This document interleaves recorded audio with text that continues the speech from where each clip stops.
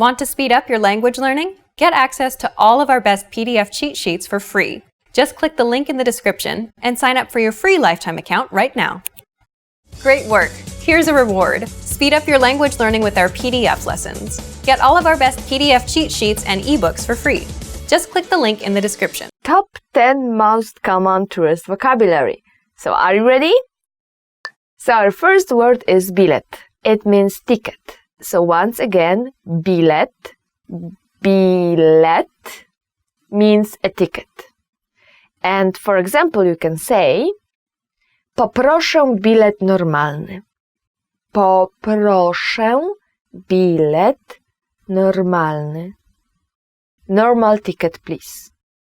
So actually, normal ticket, yeah, it's a literal translation. We say in Poland, bilet normalny for an adult ticket. So, as opposed to the one for children, which we will say ulgowy. Ulgowy. Ulgowy means that there is some kind of ulga. So it means that there is some percent off the price. So you pay less. And bilet normalny is we just say normal ticket, but it means adult ticket, like the very basic ticket, as opposed to the one for kids. Or to the one for elders, which they usually have a cheaper ticket as well. And depending on the city you go in Poland, sometimes you will buy just one ticket for the bus and you can go as many stops as you want. Like this is how it works in Warsaw. But also in Warsaw you can buy time-limited ticket, like for example a ticket for 75 minutes, and this means that you can go whenever you want, wherever you want, for 75 minutes from the time you validate this ticket, but you can change the bus. So for example, if you have to take the tram and then you bus and then you have to switch to metro or something, so you are basically taking 3 different cars, 3 different transportation ways, then it's better for you maybe to get a 75 minutes ticket, so you can switch between those and don't pay additional price and you don't have to buy another ticket, which is a very convenient way. And what happens if you are stuck with this 75 minutes ticket in a traffic jam? Well, usually most of the vehicles like buses or like trams, they will have a ticket machine inside of it. So you can buy another ticket if you're like running late and then there is a big traffic jam and you didn't really count it in and now it's your 75 minutes is already over, then you can buy a new one at the bus. If there is no ticket machine, the best thing you can do is just get off at the next bus stop. So that's how it works in Warsaw, and other cities around the Poland is sometimes different. Sometimes you have one-time tickets, sometimes you have time limit tickets, sometimes you have a different type of ticket, so be sure to ask about it when you get to the city. Our next word is turysta, a tourist. Turysta means a tourist, so that probably will be you when you are going around and sightseeing in Poland. And for example, you can say dużo tutaj turystów. There is a lot of tourists here. Dużo tutaj turystów. So actually there is more and more tourists coming to Poland, to Warsaw, to Kraków, of course. But lately, even cities like Wrocław, Opole, Poznań even, or Gdańsk are pretty much touristic. There is a lot of tourists coming, and they are very busy, especially during summer. Especially Gdańsk, which is very close to the Baltic Sea. It's a super busy city during the summer. Plan podróży, itinerary. For example, you can say to jest nasz plan podróży. To jest nasz plan podróży. This is our itinerary. And of course, it's good to make your plan podróży before you come to Poland. And I would advise you to stay for about a week or so to see as much as you can, because coming for a shorter period of time, like 3 days or 2 days, it can be okay, but you will probably not enjoy it so much. So at least, I would say at least 1 week, if not more, because Poland is a big country. And there is a lot of places you can travel to, you can travel around. I guess right now all the big major cities are pretty well connected with the train usually, or sometimes buses. And buses can be very cheap. So please check it out when you plan to go to Poland, if you can go by train, or maybe you should take a bus. Sometimes it's just a small difference, and all the buses usually have Wi-Fi, so you can still like watch something or just sit down and play or whatever, and enjoy your bus ride as well. Przewodnik, the guidebook. The same word can be used to refer to a guide or a mail guide. Przewodnik. And you can ask somebody, masz przewodnik? Masz przewodnik? Do you have a guidebook? Of course, it's important to buy one before coming to Poland, so you can know all the attractions that are waiting ahead for you. So to make like your plan podróży, your itinerary, it's very important to have one. But also, you know, when you are walking around, sometimes it's just very convenient to have something like that, to have your przewodnik, to check out for like new restaurants or something that's around you. Of course, you can use internet, and there is Wi-Fi pretty much everywhere around in bigger cities, and that's sometimes more convenient, but sometimes just, you know, easy to have your book, your guidebook. Our next word is autobus wycieczkowy, which means a tour bus. And lately it's been more and more popular to go around big cities like Warsaw or Krakow with a tour bus. So it's easy because you can just buy one ticket and you can go around. And in Warsaw there is also one city bus that is dedicated for tourists. So of course everybody can take it, but the funny part is that it goes around Warsaw and it gets you to all those big tourist locations. So it goes from one tourist location to another, and of course it's a normal city bus. And as I said, anybody can take it. But the funny part is that, you know, it goes around all the main sites, so that's very, very convenient. And if you are taking a tour and you've got this tour bus, you can say, gdzie jest nasz autobus wycieczkowy? Gdzie jest nasz autobus wycieczkowy? Where is our tour bus? Gdzie jest nasz autobus wycieczkowy? Świątynia means a temple, and you will not find a lot of temples in Poland, like very close to zero, but sometimes we call a church a temple as well. So sometimes we actually refer to a church as świątynia or świątynia Boga, like the God's temple or something like that. And for example, you can say, zróbmy sobie zdjęcie przed świątynią. Zróbmy sobie zdjęcie przed świątynią. Let's take a picture in front of a temple. Another one, meczet, mosque. There are some places where we still have some. In my hometown, we used to have one. We don't have it anymore, but everybody knows where it used to be, so everybody refers to that place, well, you know, this place where a meczet was, where a mosque was. And in a sentence, you can use this word like this. Ten meczet jest bardzo stary. Ten meczet jest bardzo stary. This mosque is very old. The next word is super important in Poland, and it's kościół, church.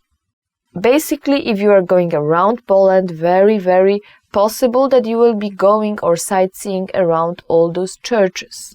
So all around kościół, kościół, kościół. And for example, you can say, ten kościół został zbudowany w średniowieczu. Ten kościół został zbudowany w średniowieczu. This church was built in the Middle Ages. Ten kościół został zbudowany w średniowieczu.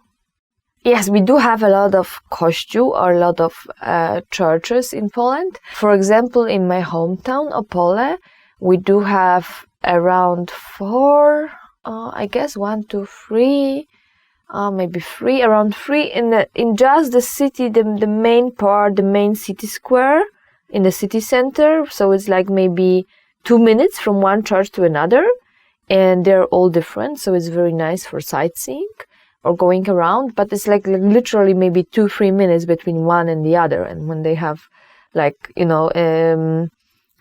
on Sunday, you can hear the bells ringing in one church and another one, and 5 minutes later another one. So it's very funny. And yeah, we have a lot of churches in Poland, basically. Some of them very beautiful, so please check it out. Our next word is wodospad.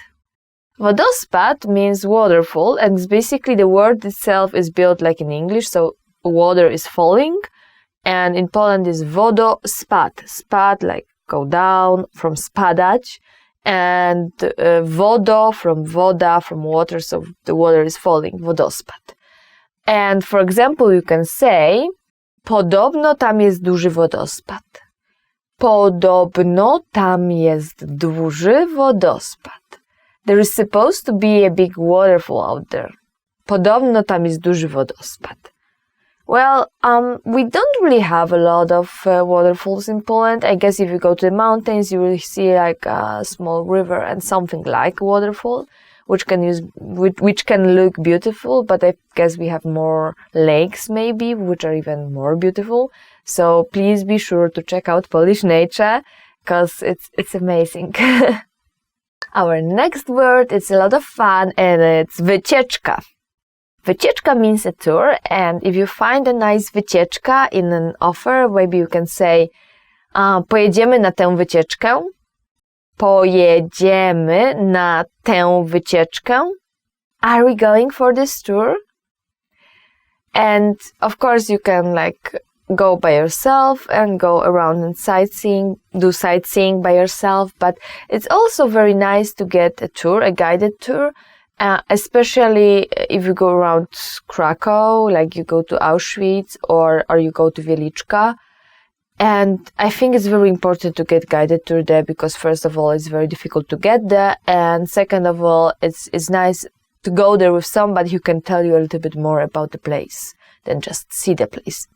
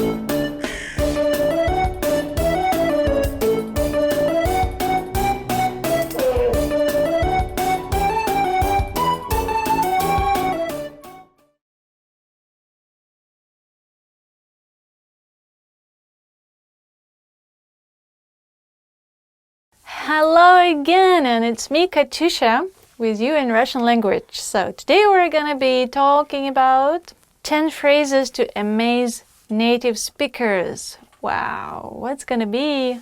You're gonna try amaze me. Now let's begin. Кроме русского, Я также могу говорить на нескольких других языках. Apart from knowing Russian, I can also speak a few other languages as well. Кроме русского, я также могу говорить на нескольких других языках. Apart from knowing Russian, I can speak a few other languages as well. That will be very impressive if you can tell me that in Russian. Wow. Русский весело и легко учить.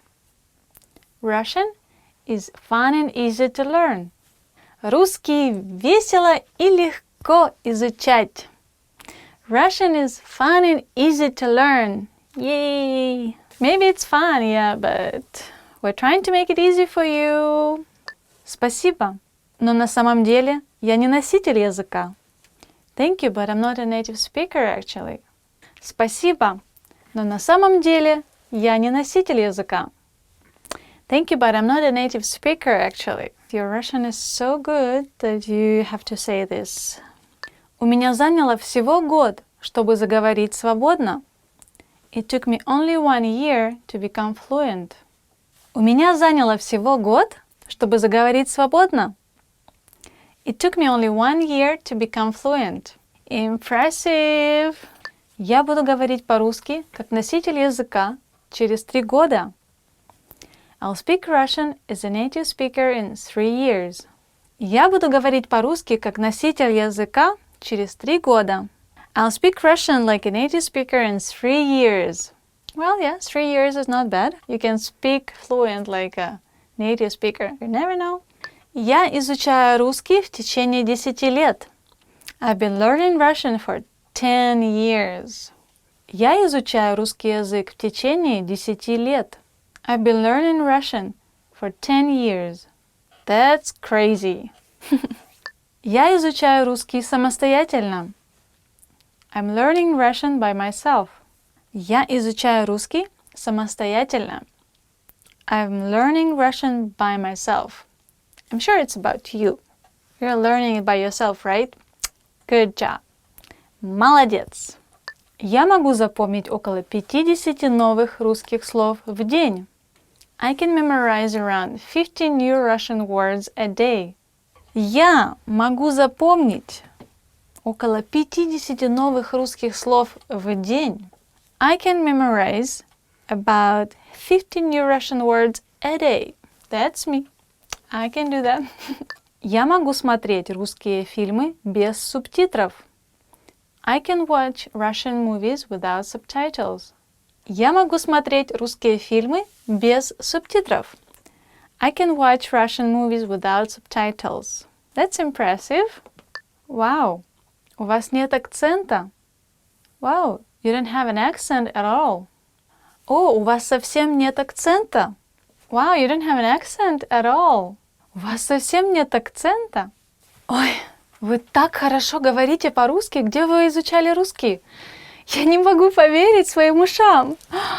О боже! Вы точно не русский? Может, у вас родители русские, а? А нет? Великолепно! Amazing. You just amazed me with your Russian language abilities. Oh my God. I can't believe my ears. What I'm hearing. Maybe your parents are Russian? Maybe you're Russian? Are you sure you're not Russian? Okay, so it was 10 phrases to amaze native speakers and me, Katyusha. Don't forget to subscribe. Paka-paka. Wanna do like this, you know? Hi everyone and welcome to Ask a Teacher. I'm Lena and I'm here to answer the most common questions you send us about the Russian language. And the question for today is, what are the differences between Russian and English sentence structures? The most obvious difference between Russian and English sentence structure is word order. English has a fixed order of subject, verb and object. Russian is a lot more flexible. In Russian, you can place an object both before and after the verb. Take the sentence I don't know him. Я не знаю его.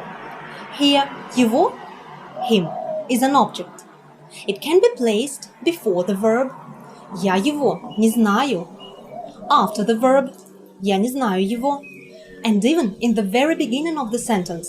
Его я не знаю. all these sentences would be perfectly grammatically correct and would mean one and the same thing. At first, it may seem simple and even convenient to be able to switch the words around. However, the reason Russian sentences make sense, no matter how you shuffle the words around, is that the words themselves carry a lot of grammar nuances. If you need to convey a grammar nuance, you make a change to the word, not the whole structure. And this change can be made with the help of suffixes, prefixes, or endings. Almost all Russian words can be changed. Let's see how Russian nouns can be changed. Russian nouns decline depending on 6 grammar cases. You decline a noun when you need to change it from its initial or nominative form to some other form. For example, the word палочки, chopsticks, is an initial form. It can be used in a sentence like this. Вот мои палочки. Here are my chopsticks. To say that you eat sushi with chopsticks, you change the word палочки into палочками. I eat sushi with chopsticks. Я ем суши палочками. So you take out the ending «и» and replace it with the ending «ами».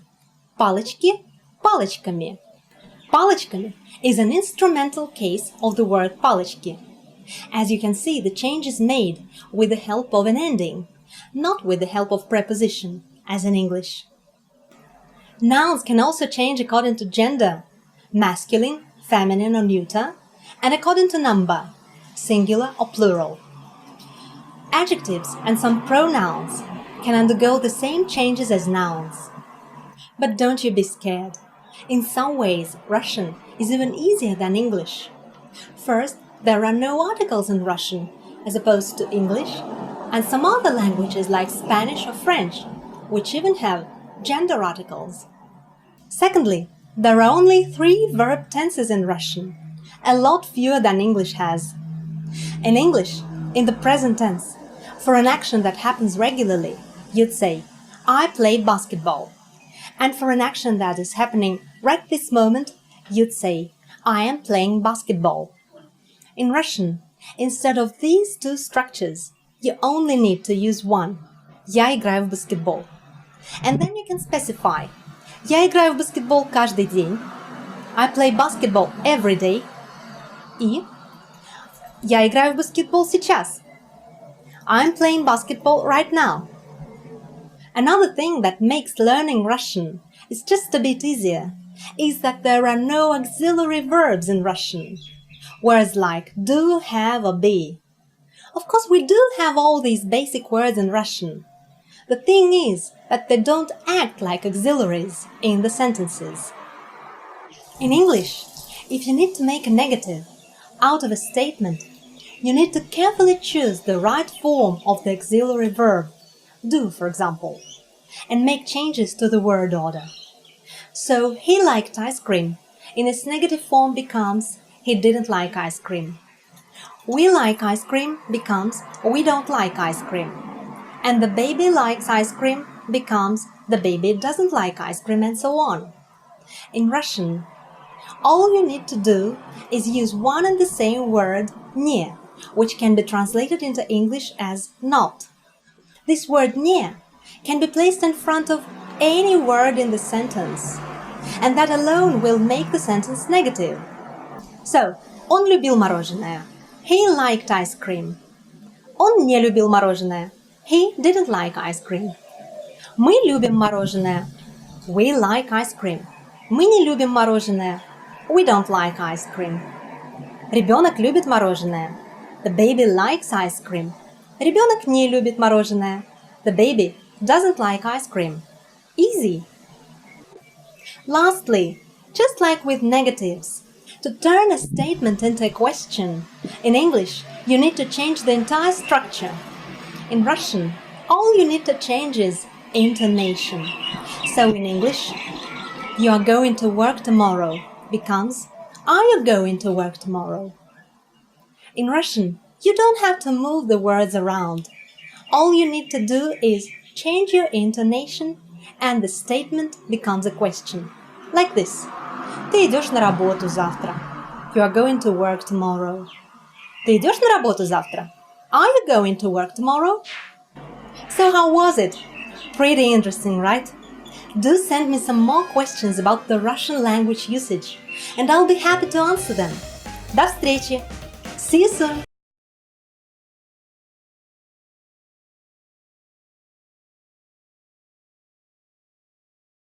How are your Russian listening skills? First, you'll see an image and hear a question. Next comes a short dialogue. Listen carefully and see if you can answer correctly. We'll show you the answer at the end. По телевидению передают прогноз погоды. Какой прогноз погоды на следующую неделю? А сейчас прогноз погоды на следующую неделю. В первой половине недели нас ожидают солнечные дни, хотя время от времени будет облачно. В середине недели погода начнет портиться. Во второй половине недели будет преимущественно облачно, а в некоторых местах ожидаются дожди с грозами. Температура воздуха днем в среднем составит 20 градусов тепла. Однако в конце недели температура упадет до 15 градусов тепла. Минимальная температура воздуха составит 7-8 градусов, что намного ниже обычного. Завтра, в воскресенье, будет отличная солнечная погода. Какой прогноз погоды на следующую неделю?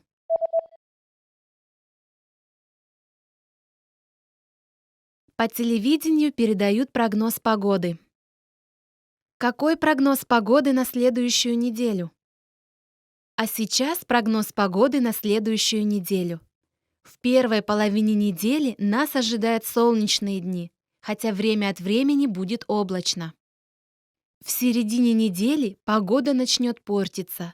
Во второй половине недели будет преимущественно облачно, а в некоторых местах ожидаются дожди с грозами. Температура воздуха днем в среднем составит 20 градусов тепла. Однако в конце недели температура упадет до 15 градусов тепла. Минимальная температура воздуха составит 7-8 градусов, что намного ниже обычного. Завтра, в воскресенье, будет отличная солнечная погода. When learning a new language, it's easy to think, I don't think I'm making any progress. What if I never reach my goals? We all get these thoughts from time to time. But are they worth being scared of? What are the fears language learners tend to have the most? And how can you learn to overcome them? Here are the top 4 language learning fears, according to our users. Number 1. I'm not good enough to start speaking yet. This is a pretty common fear or misconception that most learners have. Here's how you overcome it. The best way to get good at speaking is to start speaking from day 1. You need to open your mouth and just start talking. If you think you're not good enough, just focus on the lines you want to say. Number 2. I'm afraid I'll never be fluent. You've got to set small, specific goals. Make daily goals, like having just a 5-minute conversation. As these small goals add up, you'll be speaking more comfortably. Number 3. I'm not making any progress. There are 2 things you can do right now. Use the dashboard to track your progress. Our dashboard shows how much you've accomplished. Or try a harder lesson on our website. The lessons come with line-by-line translations, and the hosts explain everything. Now you can understand something you didn't minutes ago. Number 4. I'm afraid of not understanding anything I hear. This fear can occur when you hear advanced grammar and vocabulary and it just goes completely over your head. To beat this, simply read along with our line-by-line tool. It's the best way to instantly understand advanced conversations. Translations and scripts are right in front of you.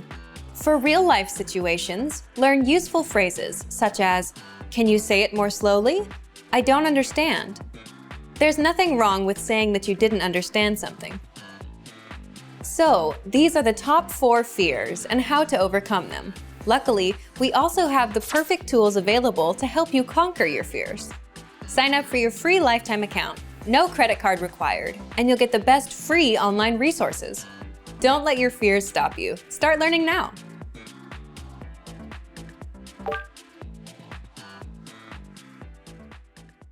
Hi everyone, Lina's here. Welcome to Ask a Teacher, a place where you'll get answers to your most common Russian questions. The question for today is, can you tell us about the Russian language and where it's spoken? Sure I can. I'm glad people ask this question before they start learning Russian. It's good to have understanding of what you're learning before jumping straight into memorizing words and phrases. Russian is an East Slavic language with over 250 million native speakers around the world.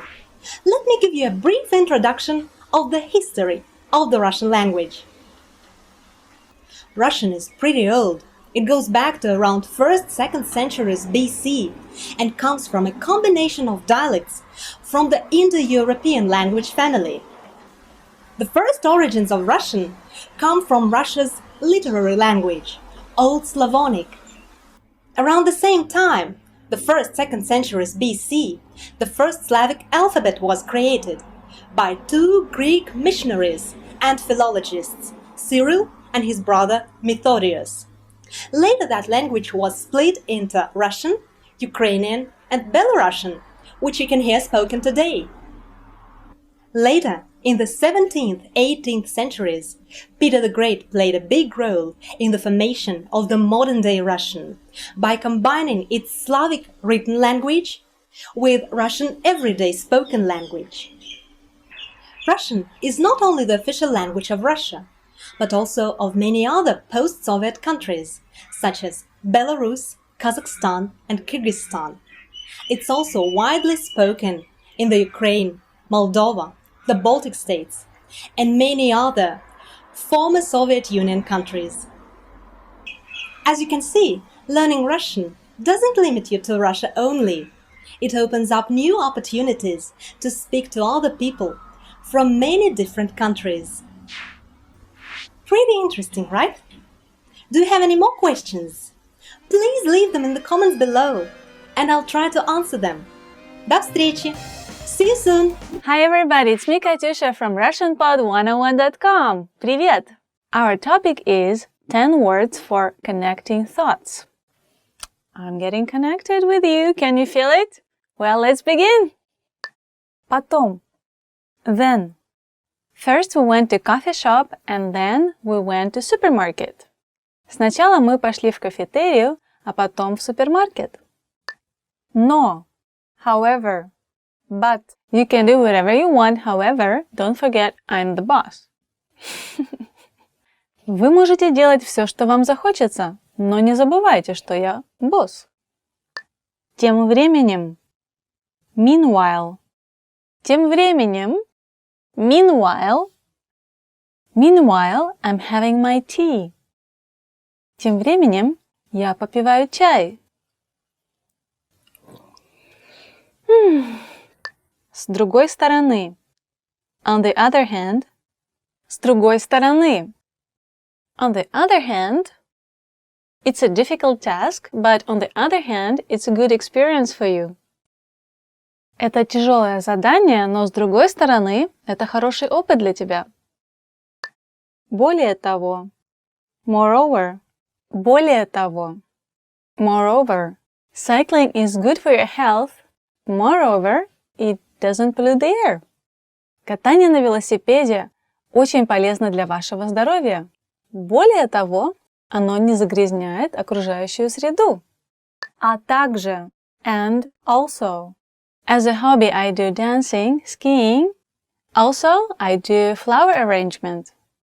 Из хобби я занимаюсь танцами, катанием на лыжах, а также флористикой.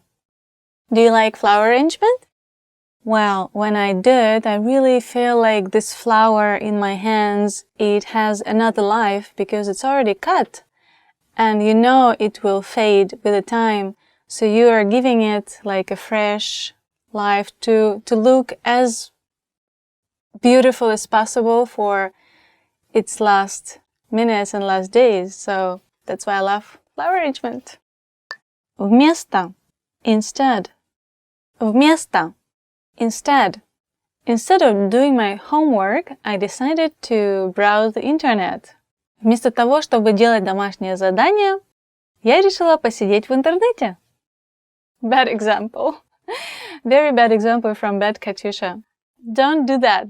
Следовательно. Therefore.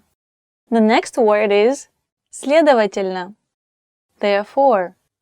There was a traffic jam, therefore I was late for work. На дорогах были пробки, следовательно, я опоздала на работу. В конце концов. Finally. В конце концов. Finally.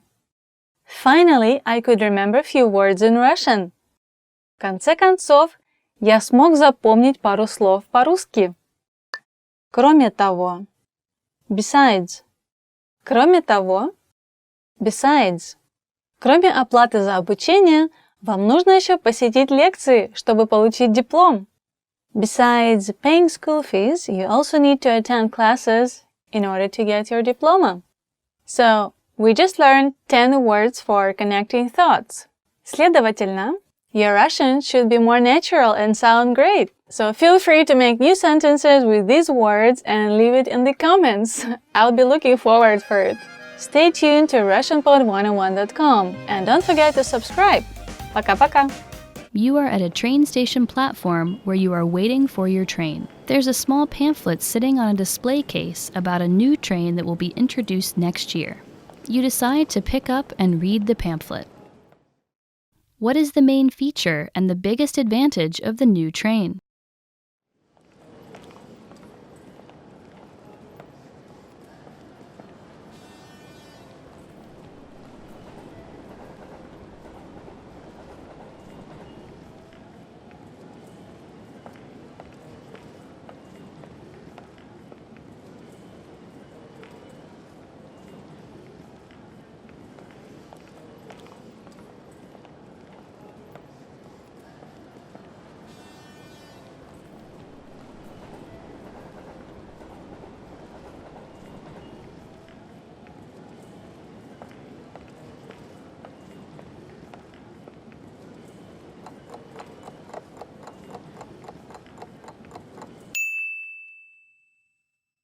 What is the main feature and the biggest advantage of the new train?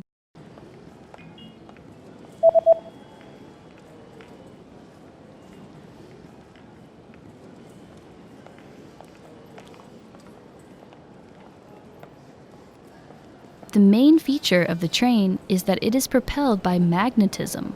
The biggest advantage is that it can reach twice the speeds of any train that runs on tracks. Поезд, движимый силой электромагнитного поля, может достигать скорости вдвое больше, чем поезда, движущиеся по рельсам. Hi everyone, Lena here. Welcome to Ask a Teacher, where I'll answer some of your most common Russian questions. The question for today is, what's palatalization in Russian? And what's the difference between a soft sign and a hard sign? First off, what's palatalization? I know it sounds complicated, but most Russians know it simply as the softening of consonants. Palatalization is basically a way of pronouncing certain consonants. When you move your tongue from the back of your teeth to the center of the roof of your mouth, the palate, and that move will soften your consonants. You can hear that softening in the English word new, for example. Let's do some examples so that you could understand the notion of consonant softening. In English, the hard pronunciation of the sound n is heard in the word nook. When you pronounce the word nook, the tip of your tongue is right behind your upper teeth. In the word new, the sound n is palatalized or softened, and that means that the tongue is lying flatly in the middle of the roof of your mouth. In Russian, palatalization or softness can be achieved by two means. First, you can palatalize your consonants by the vowels that follow them. In Russian, there are 10 vowels that come in hard and soft pairs. A, ya, I, O, yo, E, ye, U, you. So the soft vowels are ya, I, you, yo, ye, and the hard vowels are A, I, U, or E. So, if a consonant is followed by one of the soft vowels, it's considered palatalized. Let's take, for example, the Russian name Katya. In this name, the sound K is hard and not palatalized because it's followed by the hard vowel R. However, T is soft and palatalized because it's followed by the counterpart of the sound A, Ya, Katya. The second case, when you can hear a palatalized consonant, is when it's followed by a soft sign. A soft sign is a letter without its own pronunciation. What this letter does is it softens or palatalizes the sound preceding it. Let's compare two words, mel, chalk, and mel, sandbar or shoal. Can you hear the softened L at the end of the mel? That's what the soft sign does. Now, if there's a soft sign, there also must be a hard sign, right? In Russian, a hard sign doesn't have its own pronunciation either. What hard sound does, it separates a consonant and a soft vowel in a word. For example, let's take the word отъели. They ate something. If we didn't have a hard sign between the sounds T and Y, we would end up with the word отели, which sounds different and means hotels. Well, how was it? Pretty interesting, right? Do you have any more questions to ask me? Leave them in the comments below, and I'll do my best to answer them. До встречи! See you soon! Всем привет! Hi guys, it's me Katyusha. Today our topic is 10 phrases to help you in an emergency, so it's very important topic, so stay with me on RussianPod101.com. Let's check it out. Вызовите, пожалуйста, полицию. Call the police, please. Вы знаете номер телефона полиции? Do you know the telephone number for police? Алло? Полиция! Приезжайте быстрее, здесь маньяк! Быстро, я вас жду! Да-да-да, даю адрес. Hello? Police? Please hurry up, there is maniac here. Yes, I'm waiting for you. Here's my address. У вас есть температура? Do you have a fever? Да. У меня большая температура, у меня высокая, у меня высоченная температура, я умираю. У меня... I have a fever. My fever is so high. I'm dying. Help me. Я потерял паспорт. I lost my passport. I don't know where I lost my passport.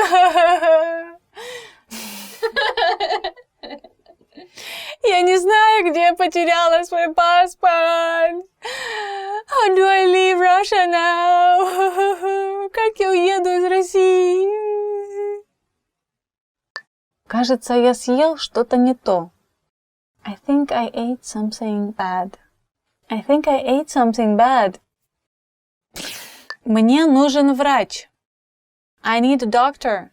Actually, we also have the word доктор, which is same as in English, doctor. But there is not much difference. Врач, доктор. So if you forgot this word in Russian, for some reason, you can always say English version. Я не могу найти обратную дорогу в отель. I can't find the way back to my hotel. Oh no, I don't have Wi-Fi. I cannot check the way back to my hotel. Блин, у меня нет Wi-Fi. Я теперь не могу в отель вернуться. Поблизости есть аптека? Is there a pharmacy nearby? There is, but it's already closed. Да, здесь есть одна, но она уже закрыта. Вы можете мне помочь? Can you help me? Вы можете поделиться Wi-Fi? Can you share your Wi-Fi with me? Вызовите скорую. Call the ambulance. Right now. Прямо сейчас. У меня украли кошелек. My wallet was stolen. I need to find the policeman. Мне нужно найти полицейского. Можно я у тебя возьму денег ненадолго?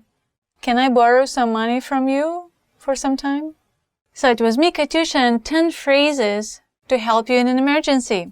Now I'm not going to be worried about you because I know you can survive anywhere in Russia. So remember these words or write it down and you're ready to travel in Russia. Talk to you later and see you in other videos on RussianPod101.com. Don't forget to comment. Пока-пока! Are your top 10 language learning goals for the year? So here we go! Skończę survival phrases na polishpod101.com słuchając 2 lekcji dziennie. I will finish survival phrases series on polishpod101.com by listening to 2 lessons a day. Skończę survival phrases na polishpod101.com słuchając 2 lekcji dziennie. Which means I will finish survival phrases series on polishpod101.com by listening to 2 lessons a day. To set yourself a realistic goal, and then when you can actually measure what you did, and every day you listen just to 2 lessons, it's roughly maybe 20, 25, 30 minutes. If you want to review, it can be up to 1 hour, but it's very easy to do. So I would say, like, set yourself realistic goals and give yourself feedback and challenge yourself and try to do little by little, baby steps every day. And this is something that will lead you to success in language learning. Skończę książkę po polsku czytając 10 stron dziennie. I will finish reading 1 Polish book by reading 10 pages a day. Skończę książkę po polsku czytając 10 stron dziennie. We will finish, which means I will finish reading 1 Polish book by reading 10 pages a day. 10 pages a day doesn't seem like a big challenge, right? Yet, it's really possible to finish even the longest book by just doing that, just 10 pages a day. When you are choosing a book, remember about one very important thing. Don't choose book that is too difficult for you. So choose book where you can read it without actually looking up words in the dictionary. What I mean is that if you spend more time looking for words in dictionary than reading the book, the whole fun is not there. That's one thing. This is not helping you to learn. So that's one very important rule. Choose book that is at your level and then just try to read 10 pages a day. And maybe one day you'll say, 15 or 20 because it's so interesting. So just remember, choose interesting book, not too high level, and read at least 10 pages a day, and that's something everybody can do. Good luck! Zdam test z polskiego. I will pass my Polish test. Zdam test z polskiego. Which means I will pass my Polish test. So maybe you are on vacation in Poland and you are taking some kind of Polish language course, and there's a lot of courses offered all around the Poland, a very nice way to spend your vacation as well. And then, of course it's nice to take different kind of courses, but then, you've got some kind of Polish certificate or Polish test, and that's a good goal to set for yourself. And once you do it, once you pass it, it's like, this kind of feeling of achievement that makes you happier about yourself and makes you, you wanna do more, you wanna try more. Yeah, it's a good goal for your language learning, and you can study with polishpod101.com materials and prepare yourself for a Polish, for example, certificate course. So good luck! Zrozumiem w pełni jeden polski film, oglądając go codziennie. I will fully understand 1 Polish movie by watching it every day. Zrozumiem w pełni jeden polski film, oglądając go codziennie. Which means I will fully understand 1 Polish movie by watching it every day. And don't be, too hard on yourself, even if you don't understand it fully. It's okay. Once you get the general plot, that's perfect. That's a very good practice. You don't have to understand every single grammar point in every single sentence. That's not the point. Watch, enjoy, and good movies for that. I would recommend you Killer, which basically the Polish title is Killer, which is a very funny comedy and very relaxing, and I guess the language is not so difficult, so that's one of the movies I would recommend you. Totally, watch Killer. Przedstawię się po polsku moim polskim przyjaciołom w ciągu 3 minut. I will give a 3-minute introductory speech in Polish to my Polish friends. Przedstawię się po polsku moim polskim przyjaciołom w ciągu 3 minut. This basically means I will give a 3-minute introductory speech in Polish to my Polish friends. What's so good about this goal is that you actually tell yourself, oh, 2 sentences is not enough.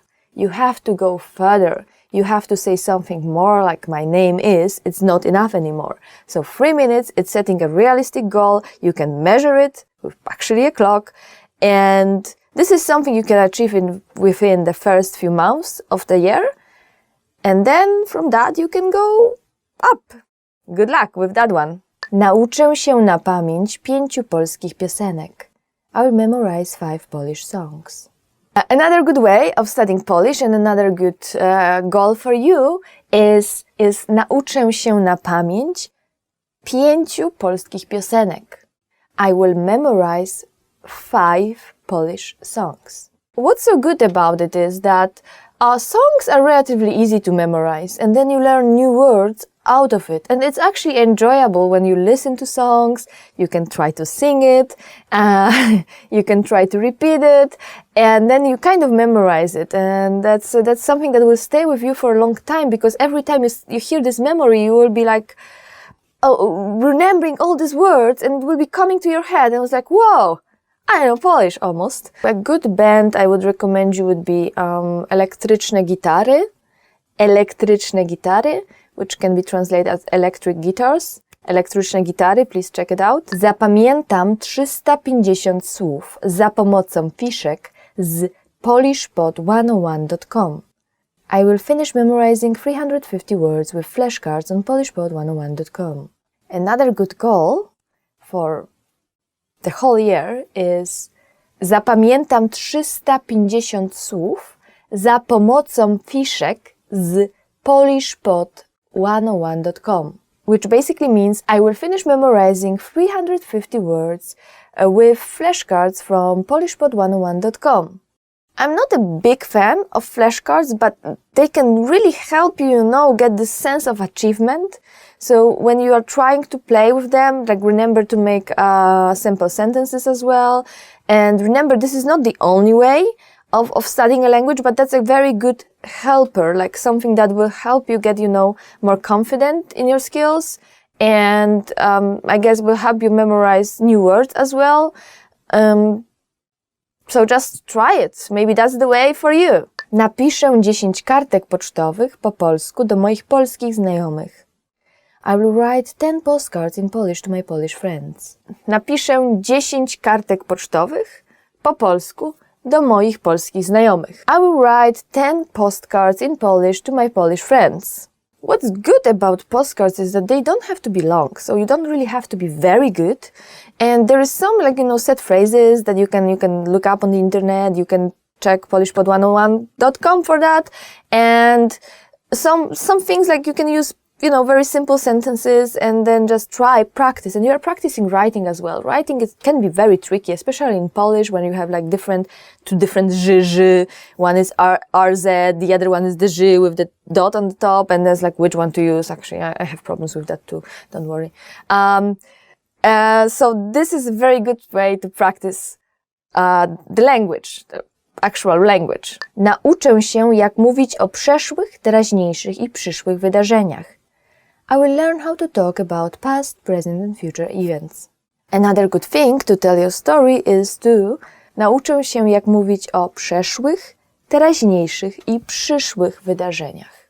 Which basically means I will learn how to talk about past, present and future events. Zapamiętam 150 słów poprzez uczenie się 5 słów dziennie.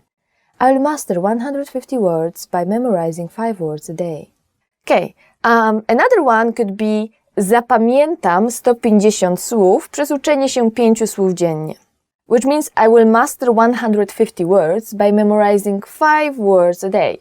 5 words a day doesn't sound really difficult, right? Yet, by doing that for another 30 days, and that's only 1 month, you can actually get up to 150, and 150 is an achievement. Top 10 marriage proposal lines. So here we go. Wyjdziesz za mnie? Will you marry me? And I guess, it's the simplest one, the shortest one, and the most effective one as well. You may already know the word wyjść, which means to go out.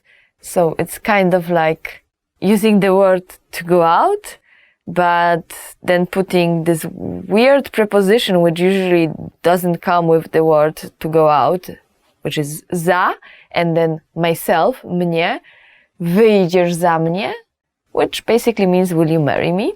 But if you ever forget how to say it, just think, oh no, go out, go out, go out. Okay, wyjść, wyjdziesz, okay, wyjdziesz za mnie.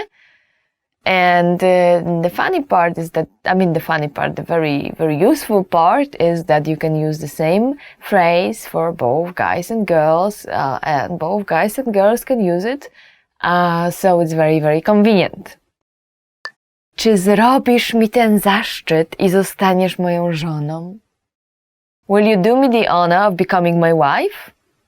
And obviously, because it's my wife, well, you can say it only to a girl.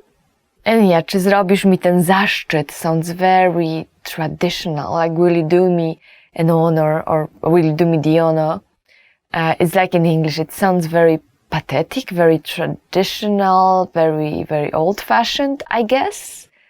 So yeah, for me, I don't think I would like my boyfriend to say that. It'd be a little bit weird, but I guess it really depends on the person, and you probably know your lady best, so you can decide for the longer one, for this one, even though she will like it. Czy sprawisz, że zostanę najszczęśliwszym mężczyzną na ziemi? Will you make me the happiest man alive? Yeah, I don't know, like, maybe I'm not so old-fashioned. It's not something I would like to hear, but I've been never dreaming of this white dress and marriage and stuff like that, while my friends were, and they already married, and they already have kids, and they already have their own households, and I'm not married, and I don't have any kids, and I don't have my own house, and I'm not even looking for that, to be honest. So I guess if you're more like old-fashioned, traditional household style, then you will go for the longer one. If you're like me, you will just go for the shortened one, and then maybe think of very nice way to say it, very nice praise to say it, and so on. So our next phrase is czekałem na ciebie całe życie. I've been waiting for you my whole life. Czekałem na ciebie całe życie. And since czekałem is in masculine form, then yeah, a guy can use it to a girl or a guy, if you prefer. That's masculine form. If you are a girl and you really want to use this one, you will say czekałam. Czekałam na ciebie całe życie. I've been waiting for you my whole life. Czekałem, czekałam. Yeah, so small, tiny little difference. And yet again, not something I would like to hear, maybe. I don't know, maybe I'm not romantic enough for this stuff. Or maybe I would like to actually hear that. Not sure. Undecided. Okay, let's go to the next one. Chcę być z tobą na zawsze. I want to be with you forever. Gosh, yeah. That's another one that for me it sounds a little bit cheesy, but then again, when I see like when I hear like I want to be with you forever, this sounds pretty cool actually. But then the Polish translation, which is okay, which is something people will use, chcę być z tobą na zawsze. Chcę być z tobą na zawsze. I don't know, it doesn't sound so cool as in English. I have no idea why. It's just it. But yeah, it really depends on the person, right? Spędźmy ze sobą resztę życia. Let's spend the rest of our lives together. Wow, we are getting more and more romantic. And this one you can use for a guy, and you can use it for a girl, and you can use it if you are a guy or if you are a girl. So it's very, very convenient, because you don't have to change any forms. Spędźmy ze sobą resztę życia. It's all about us. Doesn't matter if you are guys, girls, guy and girl, and which way around. You can use it for any kind of relationship. And that's very convenient. It's very romantic. I wonder if I will ever hear that. and how I will react to it. No idea. Mając ciebie przy boku, czuję się spełniony. Having you by my side is what completes me. And that is something that a guy can say because spełniony is an adjective in a masculine form. You can change it very easily and say, mając ciebie przy boku, czuję się spełniona. Whoa, and that's another one. Oh, I don't know if I will ever hear this. It's very romantic. Well, my boyfriend is not that romantic. Probably never ever. But yeah, I guess it would be nice to hear something like that once in a while, or once in a lifetime, or anytime. Nie mogę sobie wyobrazić życia bez ciebie. I can't imagine my life without you in it. And this is another convenient one because, again, you don't have to change anything. You can use it to anyone, and you can use it as a girl, you can use it as a guy. So that's very good. That's not happening very often in Polish, so please use it. And oh my gosh, like, I guess, you will say it to somebody you really love, and maybe not somebody whom you just started dating, because this person would just get a little bit scared, I guess. Or maybe I'm not so romantic, I don't know. Chciałbym dać ci wszystko, ale mam nadzieję, że ten pierścionek wystarczy. I wish I could give you everything, but I hope that this ring is enough.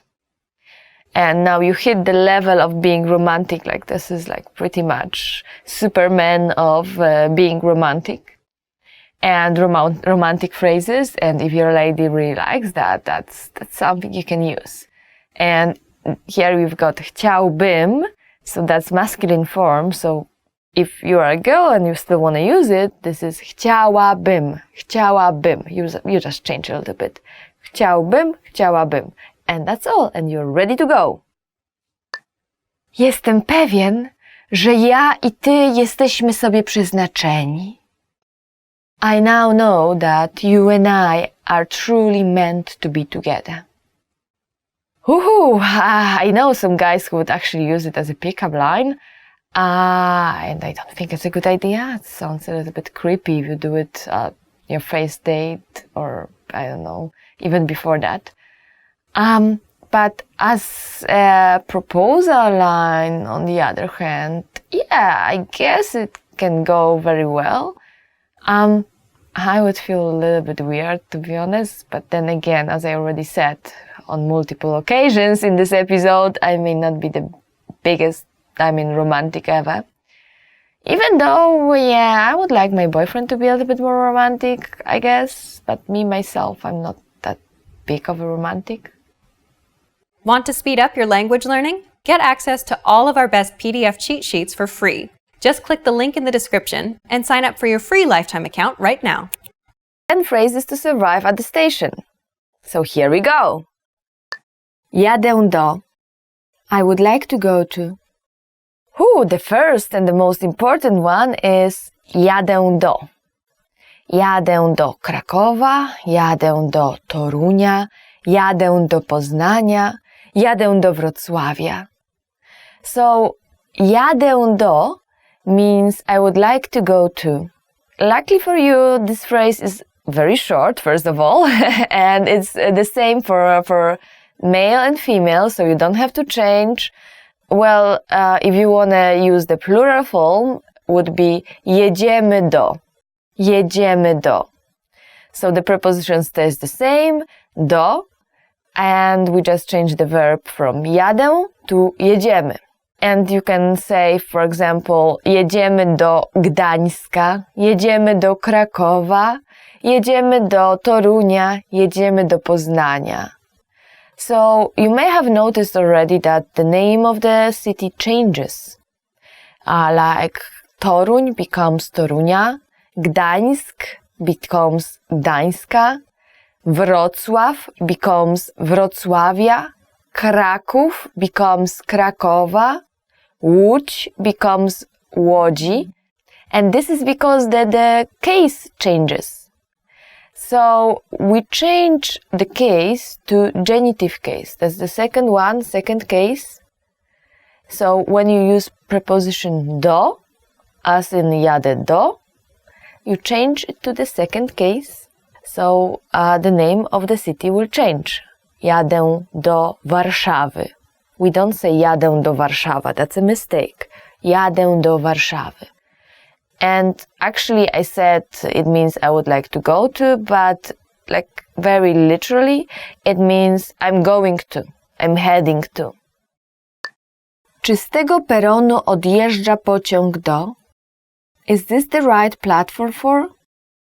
Wow, and our next one is something you would definitely need in Poland, because this changes a lot. It's a very long one, so be prepared. Czy z tego peronu odjeżdża pociąg do? Is this the right platform for? So let's just look at this phrase a little bit closer. So first we have the particle czy, that's asking. Z tego peronu, from this platform, odjeżdża, leaves. And then pociąg do, train to. Czy z tego peronu odjeżdża pociąg do? That's the whole phrase. And you can say, czy z tego peronu odjeżdża pociąg do Warszawy? Is this the right platform for Warsaw? Czy z tego peronu odjeżdża pociąg do Torunia? Is this the right platform for Toruń? And as you probably notice, there is the same preposition do as in the previous one, jadę do. Hence, we change the name of the city. So again, Toruń becomes Torunia, Warszawa becomes Warszawy, and Kraków becomes Krakowa, and so on and so on. So remember to change the name of the city. And it is very important for you to remember to memorize this phrase, because in Poland, sadly, especially as far as I remember, in Warsaw, in the central station, platforms change very often, like last minute, 5 minutes to the train, and they say, oh, the platform was changed from number 5 to number 1, and you run. And it really happens very often, and it's very hectic, and it's like, yeah, so not to panic, that's the first rule, and then run, that's the second rule, and ask, that's the third rule. So don't, even if you go to the platform, the right platform, don't just rest reassured that it's okay and I'm just waiting and just relax. I mean, it's okay to relax, but always check if this is the right platform again and again, because it really changes a lot. O której jest ostatni pociąg? What time is the last train? Our next phrase is o której jest ostatnie metro, which is actually a sentence, and it means what time is the last metro? O której jest ostatnie metro? So, if you're in Warsaw, it's very common to travel with metro, even though we have only actually 2 lines, but it's going through the whole Warsaw. It is really, really, really convenient. And one thing to remember about Warsaw, well, buses are basically 24/7. Only that, at night you have to pay like small additional charge for the ticket. And the other thing about buses is that, well, it's very convenient because all the buses are going to the city center at night, and all the buses are going out from the city center. So basically, if you're really drunk and you were at a party and you want to get home, just take any bus, and sooner or later you end up in the city center, and then you can take the correct bus or the right bus that's going to your house. Nevertheless, it takes time, and metro is more convenient. During the weekdays, it's still running pretty late and then starting pretty fast. But during the weekends, it's running 24/7. So it's really, really convenient. Just find the bus stop and get to the bus and go to the city center, get to the correct bus. And that's it. And you can go back home anytime you want without paying for taxi. Gdzie mam się przesiąść w pociąg do? Where do I change for? Okay, the next very important phrase is gdzie mam się przesiąść w pociąg do? Gdzie mam się przesiąść w pociąg do? Where do I change for? Actually, where do I change for a train to? That would be maybe more correct translation. For example, you can say gdzie mam się przesiąść w pociąg do Wrocławia? Where do I change for the train to Wrocław? Gdzie mam się przesiąść w pociąg do Krakowa? Where do I change to a train to Kraków? Or for a train to Kraków? And as you may already remember, and if not, then please try to memorize that. After the preposition do, we use the second case, the genitive case. So we change the name of the city again, Kraków, Krakowa, Warszawa, Warszawy, Wrocław, Wrocławia, and so on and so on. Opole, my hometown, to Opola. Gdzie jest stacja kolejowa? Where is the train station? Even if you know all those phrases, you will never ever get to the right place if you don't know this one. Gdzie jest stacja kolejowa? Gdzie jest stacja kolejowa? Where is the train station?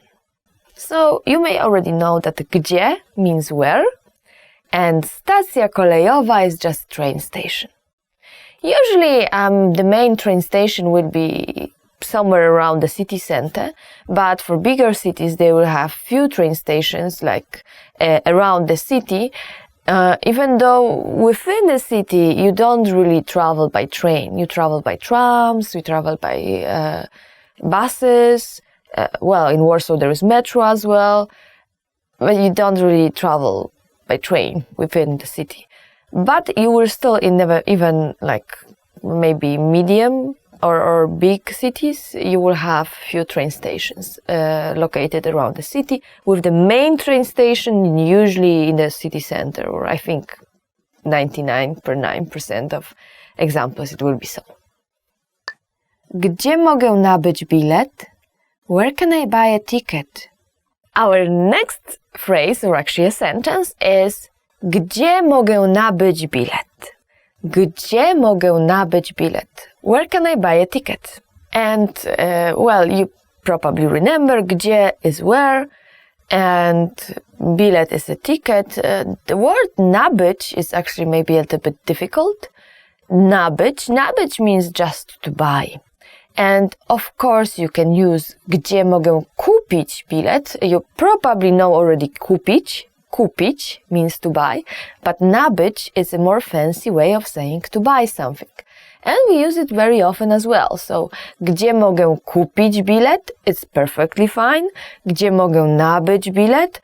Is level up if you want to learn another word for kupić. Nabyć. Ile kosztuje bilet do? How much is it to? Okay, and the next very important one is ile kosztuje bilet do? How much is a ticket to? Ile kosztuje bilet do? How much is it to? Or actually literally, how much is a ticket to? And as I already said, within the city, I don't think there will be big difference. I mean, like the ticket will be within the city, so that's okay. So there will be one ticket, but if you are going, for example, from Warsaw to Kraków, or from Kraków to Wrocław, or anywhere else within Poland, then of course this is a very useful phrase to learn. And the same preposition do, so remember we use second case, genitive case, for cities. So we can say, for example, ile kosztuje bilet do Krakowa? So Kraków changes to Krakowa. Ile kosztuje bilet do Krakowa? How much is the ticket to Krakow? Ile kosztuje bilet do Warszawy? How much is the ticket to Warsaw? Ile kosztuje bilet do Gdańska? How much is a ticket to Gdańsk? And so on, and so on, and so on. Gdzie jest przystanek autobusowy? Where's the bus stop?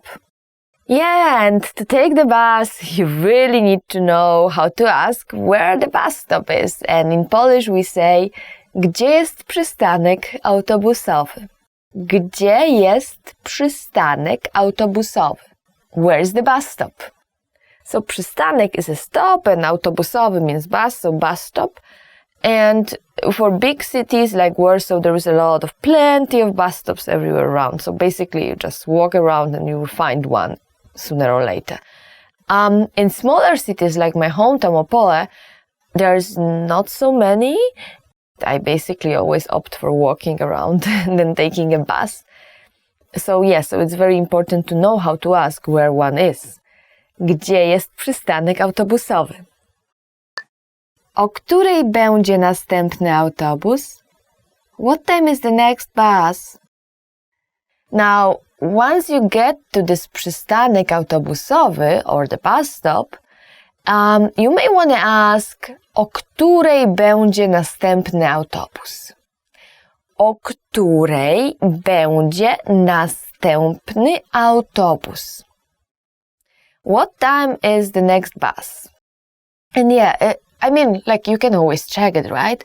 But sometimes the timetables are very confusing, and then you have weekdays and weekends and bus numbers and so on. And some buses will not go this way or this way, and maybe, like, sometimes, you've got different times for the same bus, and depending on which color it is, this bus will go this route or this route, and then you may end up missing your own bus stop. Which, by the way, another thing to remember, in some cities like Warsaw, some bus stops are on demand, so if you don't press the button, it will not stop. And the thing is that if you look at all the bus stops in line, the one on demand, they are being marked. I don't remember exactly how, but as far as I remember, there is like, for normal one is like a circle filled black, and then for the one on demand, there's like circle just white inside. So, but when you look at it, it's kind of obvious that there's something wrong with those bus stops. So remember to press the button. Gdzie są biletomaty? Where are the ticket machines? And our last one for today is, gdzie są biletomaty? Where are the ticket machines? Gdzie są biletomaty? Actually, the word biletomaty or biletomat sounds very weird even for myself.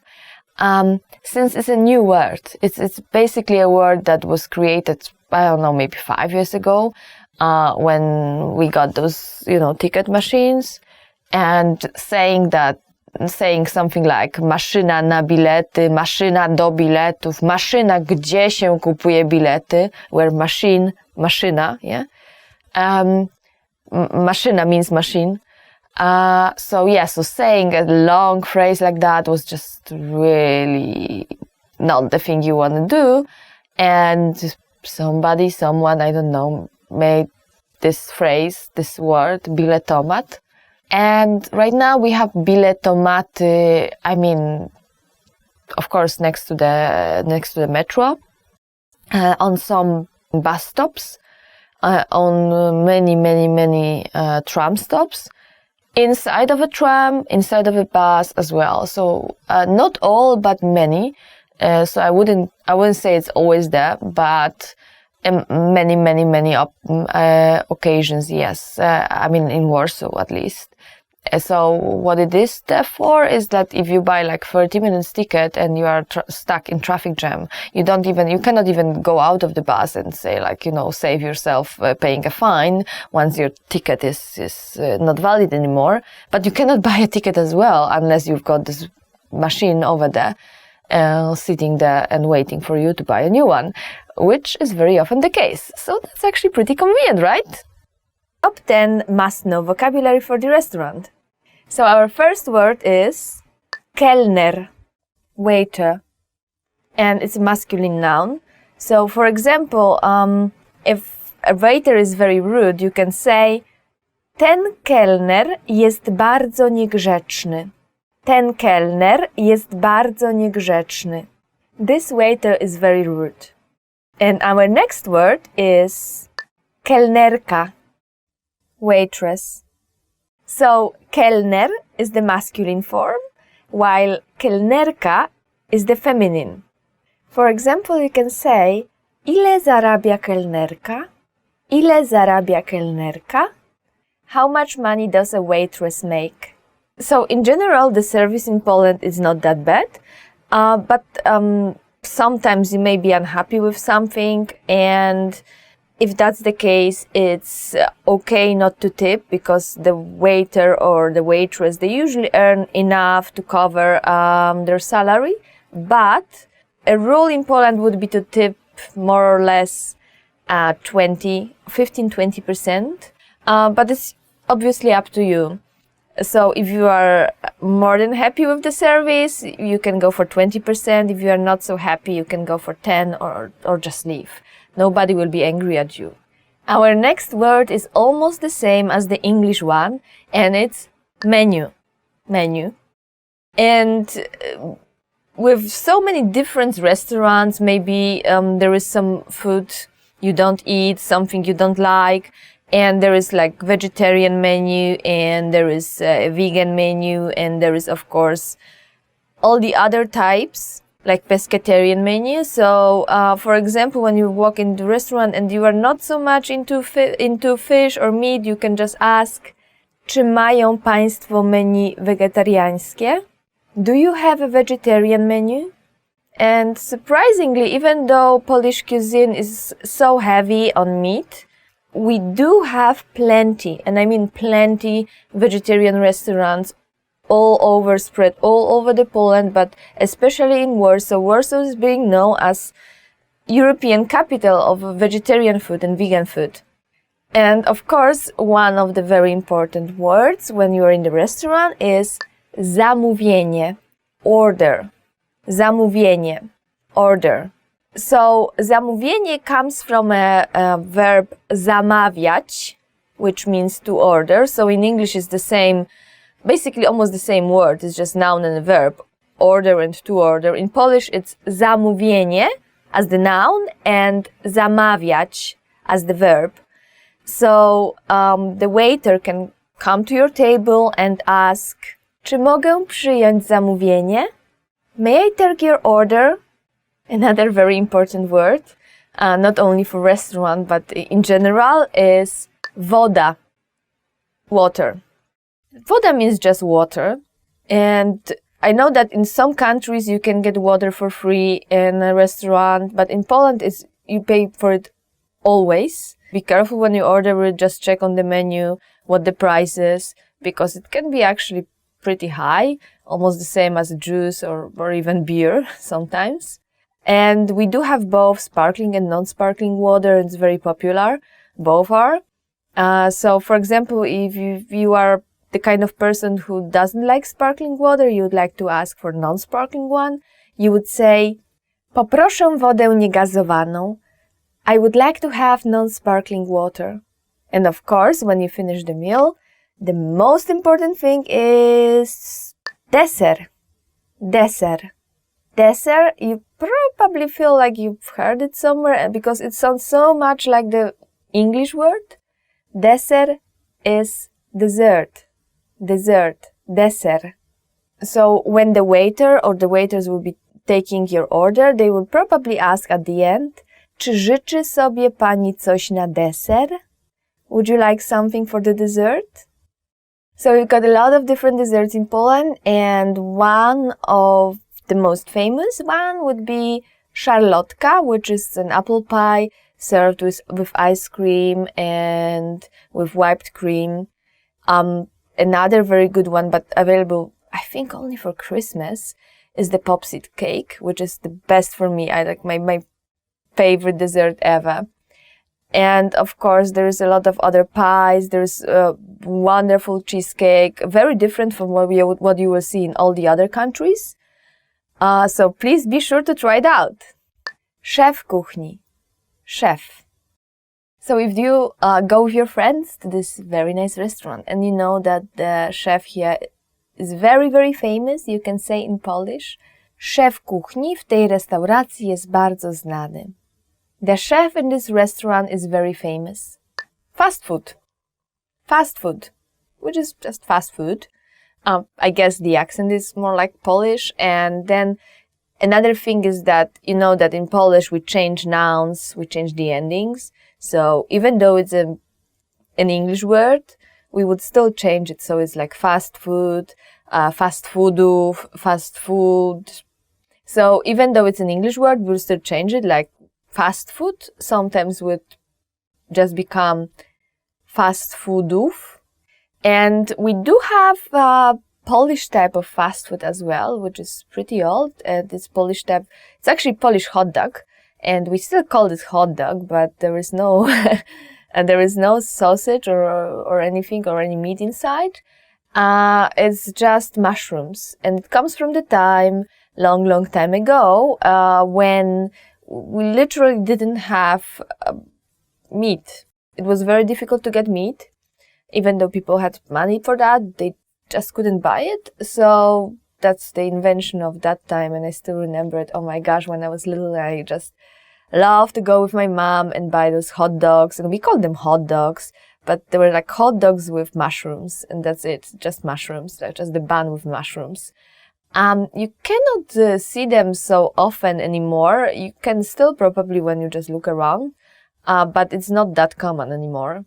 If you are like me and you don't really like fast food, you will say nie lubię fast foodów. I don't like fast food. Restauracja, restaurant. And you can already hear it sounds very much like the English word restaurant because it's restaurant. Restauracja, restauracja. And I guess you know that a lot of restaurants are being judged by having Michelin star or not having it. I don't think there is a lot of restaurants in Poland with Michelin star, but the one that do have it, they will be extremely, and I mean like extremely expensive. Nevertheless, if you find one, you can always say ta restauracja ma gwiazdkę Michelin. This restaurant has a Michelin star. Rachunek, bill. Rachunek comes from a very old Polish word which we probably don't use anymore. A verb, rachować. Rachować means just to count. And right now we would just say liczyć, not rachować. But this word, its form, it's still there in the word rachunek. Rachunek. And it's also very important to just look at your bill before you go back home, because sometimes people may make mistakes, on purpose or not on purpose, but just it happens. And if something is wrong, you can always say, przepraszam, ale ten rachunek się nie zgadza. I'm sorry, but this bill is not correct. Want to speed up your language learning? Get access to all of our best PDF cheat sheets for free. Just click the link in the description and sign up for your free lifetime account right now. Top 10 phrases you will need for a date. So let's begin. Pójdziesz ze mną na obiad? Would you like to go out to dinner with me? So actually, if you say it like this, pójdziesz ze mną na obiad, it can mean both a lunch and a dinner. Because we still kind of live in this culture when dinner was actually lunch and then supper was something like a dinner right now. But I guess if we are talking about a romantic dinner, then everybody will just know we are talking about dinner or supper, not lunch. And there's plenty of nice places you can take your loved one in Warsaw, and not only in Warsaw. Plenty of nice coffee shops, plenty of nice restaurants, romantic restaurants, so be sure to try it out when you are in Poland. And then, if you are preparing for a romantic weekend, you can ask, masz wolne w ten weekend? Are you free this weekend? There is plenty of places you can take your loved one on the weekend for 1 or for 2 days trip. You can go to Krakow, you can go to Zakopane, to the mountains. Now, if you're a guy and you wanna just ask your friend, your lady friend out, you can ask, chciałabyś gdzieś ze mną pójść? Would you like to hang out with me? So be careful, because this one may sound really weird if you do it in this weird voice, like, would you like to hang out with me somewhere?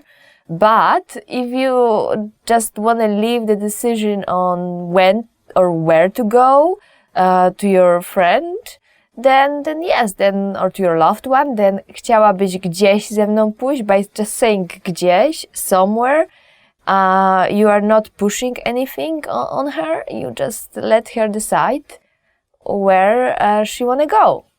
Now, if there are any ladies watching us, if you want to say to your loved one that you are so cute and so nice as well, because both of those meanings are in the sentence, you can just say, jesteś taki słodki.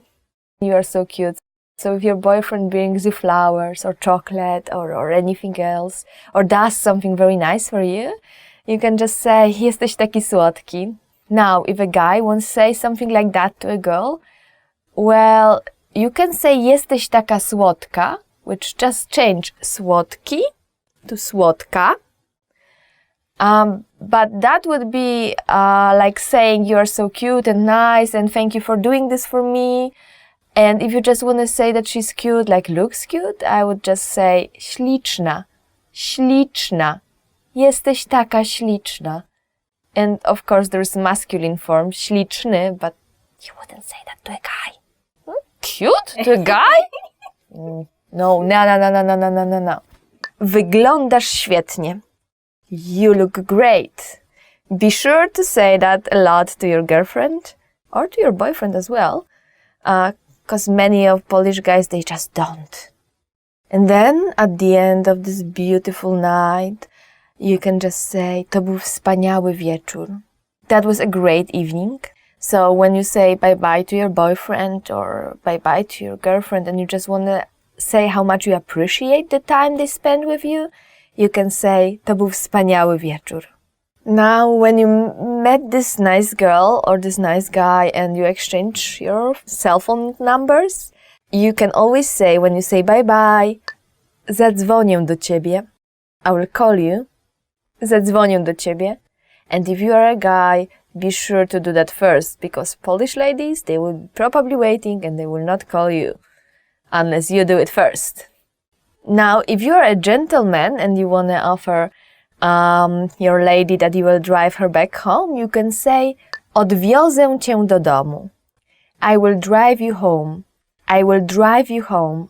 Odwiozę cię do domu can mean that this person will literally drive you home, or that he or she will just drive home with you on a bus or train or anything, just because you are too drunk, or just because he feels like it's not safe, it's very late, and he just prefers to go with you, which is a pretty nice thing to do. Also, it's very important when you set the date to set the time as well, so you can ask, o której się spotykamy? What time shall we meet tomorrow? I know that time is a very different thing in different cultures. Someone will be just 5 minutes before the time, while somebody, like someone else, will be 1 hour past the time or 1 hour late. In Poland, in general, I think most people will be on time. If they will be late more than 5 minutes, they will call you. If you are waiting for your boyfriend or girlfriend and it's been already 30 minutes, well, there is something wrong probably. And if you had this great date with somebody you met for the first time, you can ask, mogę cię znów zobaczyć? Can I see you again? And it is a sentence which you can use if you're a girl or if you're a guy, doesn't matter. Mogę cię znów zobaczyć? Very nice thing to do. If you liked somebody and you think that the things just clicked, why not try again? Top 10 phrases to know when having a baby. Are you ready? Zmieniać pieluszki. To change diapers. Zmieniać means to change, and you can change anything else like change the bulb or change name or something like that. And pieluszki means diapers. So one is pieluszka, and in plural it's pieluszki. For example, you can say muszę zmienić pieluszki. Muszę zmienić pieluszki. I need to change the diapers. Założyć śliniaczek. To put on a bib. So our next phrase is założyć śliniaczek. Założyć śliniaczek means to put on a bib. Śliniaczek means a bib, and it comes from a noun ślina. Ślina means just saliva. So basically śliniaczek is something that was supposed to catch your saliva coming down, but it's basically a bib. So założyć śliniaczek means to put on a bib. For example, you can say załóż mu śliniaczek. Załóż mu śliniaczek. Put a bib on him. Załóż mu śliniaczek. Zmienić ubranie. To change clothes. So our next phrase is zmienić ubranie. Zmienić ubranie means to change clothes. And it's the same zmienić or to change as zmienić pieluszki, to change the diapers. Zmienić ubranie, to change the clothes, you can use in a sentence like this. Zmień mu ubranie. Zmień mu ubranie. Change his clothes. Zmień mu ubranie. Śpiewać kołysankę. To sing a lullaby. So our next phrase is śpiewać kołysankę. Śpiewać kołysankę means to sing a lullaby. So, for example, you can say zaśpiewaj mu kołysankę. Zaśpiewaj mu kołysankę. Sing him a lullaby. Zaśpiewaj mu kołysankę. So one of the most famous lullabies in Poland is Wlazł kotek na płotek. Wlazł kotek na płotek. It's about a cat who jumped on a fence and then he was walking there and then he was singing or something like that, and it's very famous. It's being sung to kids all around the Poland. I will not sing it here. Zdrzemnąć się. To take a nap. So our next phrase is really important. It's zdrzemnąć się. Zdrzemnąć się. And it means to take a nap. Zdrzemnąć się. There's also a noun coming from this verb, and it's drzemka. Drzemka means a nap, and a verb associated with it is zdrzemnąć się. Zdrzemnąć się means to take a nap. So, for example, you can say dziecko musi się zdrzemnąć. Dziecko musi się zdrzemnąć. The child needs to take a nap. Kupić fotelik samochodowy. To buy a car seat. Our next phrase is very descriptive, and it's kupić fotelik samochodowy. Kupić, to buy, fotelik, sit, samochodowy, car. So, kupić fotelik samochodowy means just to buy a car seat. You can say musimy kupić fotelik samochodowy. Musimy kupić fotelik samochodowy. We need to buy a car seat. Nakarmić. To feed. Our next phrase, or actually our next verb, is nakarmić. Nakarmić. Nakarmić means to feed, but it's perfective form of this verb. So already, like when we suggest that somebody will be full after that, nakarmić, that's already over, finished. Even though we can use it in a future tense, it still means like something finished, like perfective, not imperfective. And for example, you can say Trzeba go chyba nakarmić. Trzeba go chyba nakarmić. One has to feed him. Popychać wózek. To push a stroller. Our next phrase is popychać wózek. So, popychać means to push, the same as pchać. And wózek means stroller. So, popychać wózek means to push a stroller. And for example, you can say, tatuś z dumą popycha wózek.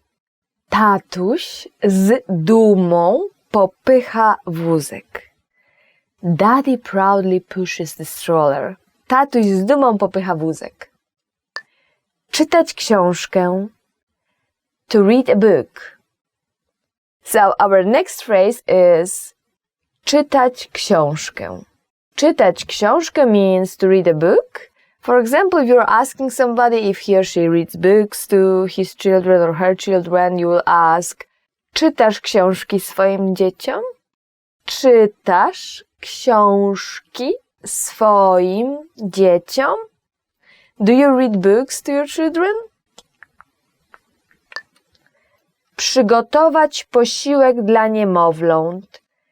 To make baby food. Our last phrase for today is przygotować posiłek dla niemowląt. Niemowlę, or in the plural form niemowlęta, means just babies. So, przygotować posiłek dla niemowląt means to make baby food. And for example, you can say, muszę przygotować posiłek dla niemowląt.